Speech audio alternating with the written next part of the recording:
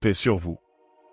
Bienvenue dans ce 8e épisode de vol, falsification et invention de prophétie. Aujourd'hui, nous allons parler de la prophétie des paraboles. Selon l'auteur de l'évangile de Matthieu, Jésus, en s'exprimant plusieurs fois en paraboles, une prophétie de l'Ancien Testament serait accomplie, il dit donc. Toutes ces choses, Jésus les dit en parabole aux foules, et il ne leur disait rien sans parabole. Afin que fût accompli ce qui a été dit par le prophète, j'ouvrirai ma bouche en parabole, je proclamerai des choses cachées depuis la fondation du monde. L'auteur a cité le psaume 78 qui dit « Méditation d'Asaph. Écoute, ô mon peuple, mes instructions, prêtez l'oreille aux paroles de ma bouche. J'ouvrirai la bouche pour des sentences, je publierai les choses cachées des temps anciens.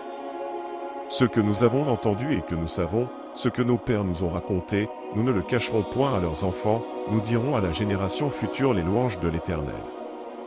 Et sa puissance et les miracles qu'il a faits. Il a établi un témoignage en Jacob, il a mis une loi en Israël. » Asaph, dans le psaume 78, ne donne pas de prophétie comme le prétend l'auteur de Matthieu. Mais il raconte l'histoire d'Israël de Jacob à David. L'auteur de Matthieu a utilisé la ruse, pour mentir et tromper les gens en faisant croire qu'on parle de Jésus. Le pire est que les interprètes savent bien que ce n'est pas une prophétie, et ils ont essayé de justifier l'auteur de Matthieu, ils dirent.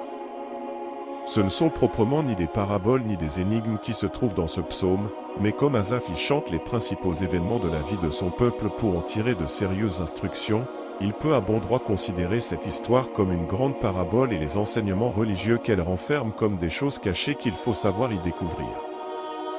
Merci d'avoir regardé cette courte vidéo et je vous dis à la prochaine sur Coran versus Bible.